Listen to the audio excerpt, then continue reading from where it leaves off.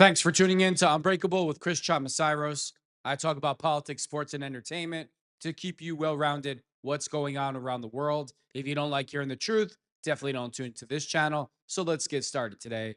So, Dave Rubin, he has a lot to say about the sexual assault gangs and the incest in London, the UK, and in Europe. I mean, I couldn't agree more with what he had to say, but let's hear Dave tell you himself. Let's jump in.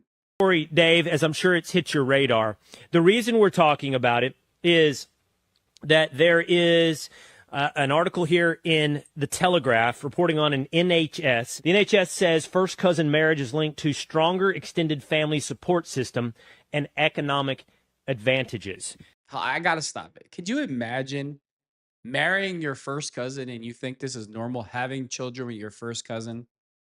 And this is what Europe and Germany and the UK is importing into their country by the thousands upon thousands of millions of people.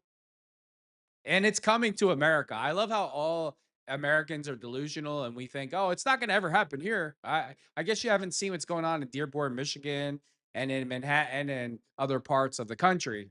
But yeah, keep thinking that. Keep inviting. If you know a certain part of the world is into this type of stuff, they should be banned from entering your country. That's logic. Seemingly singing the praises of cousin marriage, of first cousin marriage. This is deep. There's a lot, Dave, under here on what's actually going on in the UK, including, if we're being direct and upfront, there is a rising tide of not just first cousin marriage in the UK, but the offshoot problems of that, birth defects, stillborn, all the related health problems in the UK. And to put a fine point on it, it is, if not exclusively, overwhelmingly happening with a Pakistani Muslim population in the UK. And it seems to everyone that what's happening is the UK is reverse engineering that into being okay and culturally acceptable. Yeah. Culturally accepted. It's just absolutely effing. Why is everybody so afraid to talk about this? And I don't want to hear what goes on in America. Okay, it's one thing it goes on in America, whatever, disgusting stuff. It doesn't mean you import it by the thousands, by the millions to take control of your country.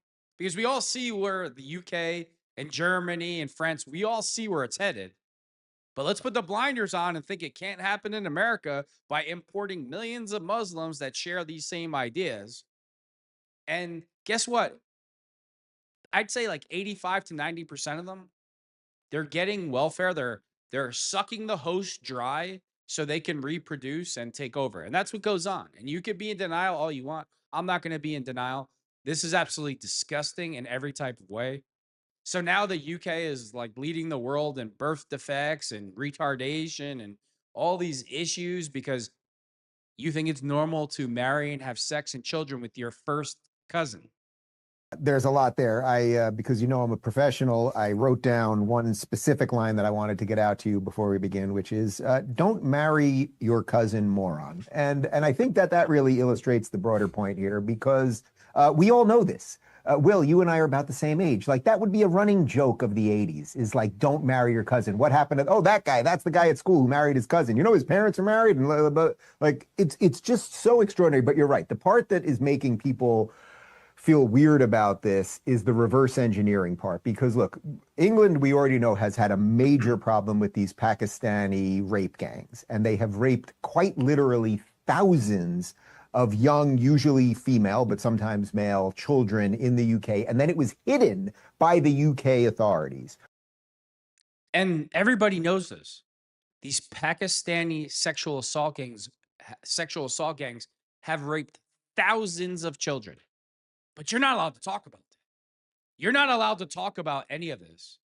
And in their culture and in their religion, Islam, it's perfectly fine because if you're doing it to non-Muslims, it's acceptable and you're told that that's okay. So do you think they have any remorse for doing this to these young? Of course they don't. And by their religion, they have every right to do it. But hey, let's bring them in by the millions. Don't worry, America. Oh, I love Americans that think that this can't happen here. No, we're special. We're special. Okay, so that's one version of the problem. Yes. Now, the other version is these very same people, the same community of people, now are into marrying their cousins. And when you marry your first cousin for genetic reasons, you're going to have all sort of genetic abnormalities. Now, you might say, okay, well, let them do that, right? They want to marry their cousins. Let that niche community do that, except for what you just brought up there, which is the reverse engineering part, where the government is suddenly saying, well, it's not that bad and might actually be okay.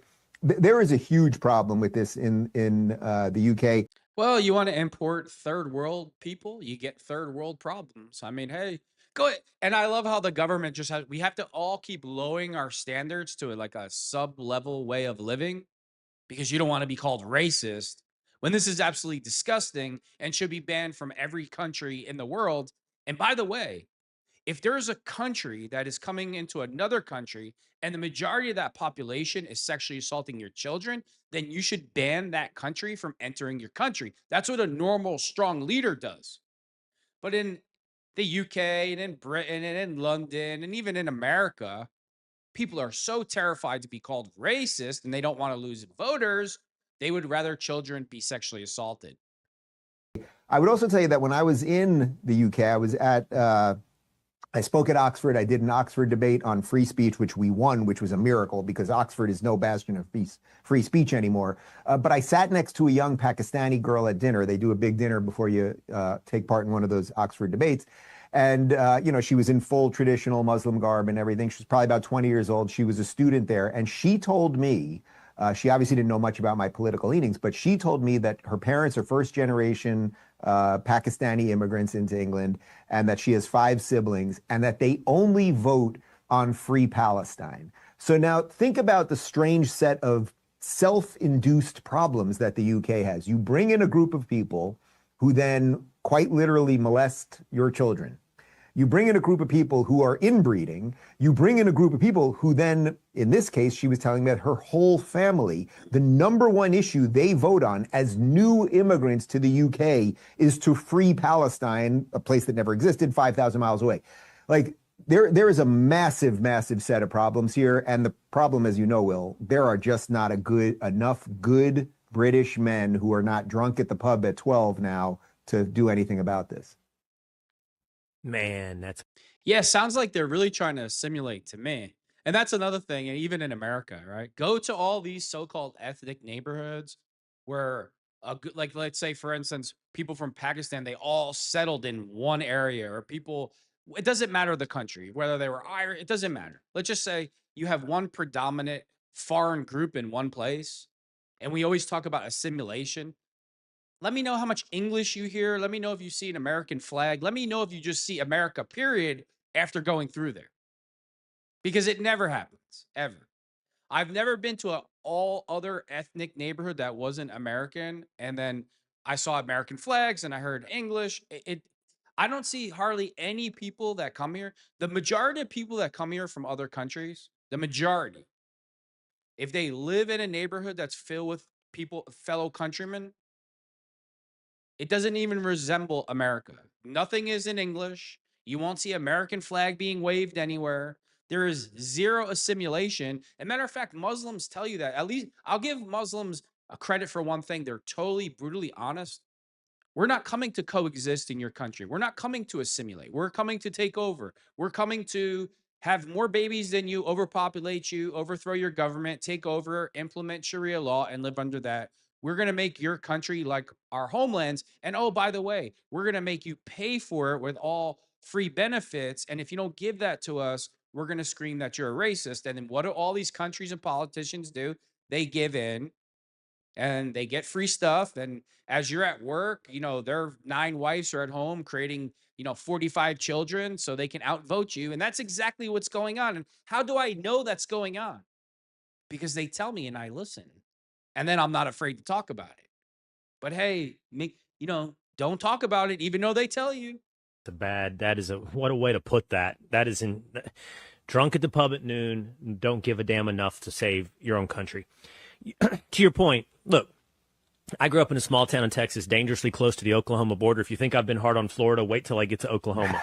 But we used to joke about people marrying their cousin. But, you know, I actually think Arkansas was the target of most of that. Joking about cousin marriage. The point on that is that, yeah, it happens in other places. Hell, the royals of Europe did it. The Habsburgs, they inbred so much that they physically deformed their faces. To this day, we talk about the Habsburg jaw. You know, you can look it up online. What's the Habsburg look? But the point is, today, not in the 1500s, today you have a problem in the UK. And I'm going to tell you why it's disgusting, regardless of how it went down. But you're importing people into your country and then allowing them to do that. You're bringing them there to bring that type of culture into your country. Just disgusting, man. Josh Fermi on X posted, a 2002 study revealed that while Pakistani babies make up 4% of UK births, they account for 30% of birth defects. Okay, let's just hammer that in. 4% of total births, 30% of total birth defects. In 2013, a larger study found that 37% of babies with birth defects were from Pakistani first cousin marriages. That is 37 times the national average. That's not good. That's bad.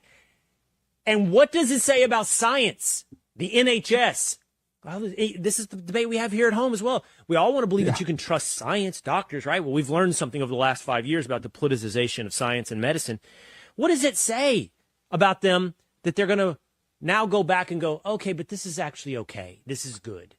Right. Well, what it basically says is that the institutions are generally not to be trusted, or at the very least, you know, have a skeptical eye with them. One of the beautiful things that we have in this country right now is that since Bobby Kennedy has taken over HHS, you know, they're looking at things a little bit differently. They're issuing guidelines instead of directives. They're talking about the vaccine. Dude, if you got to be told not to have sex with your own cousin and make babies, you're just a piece of garbage that doesn't belong to be in your country anyway.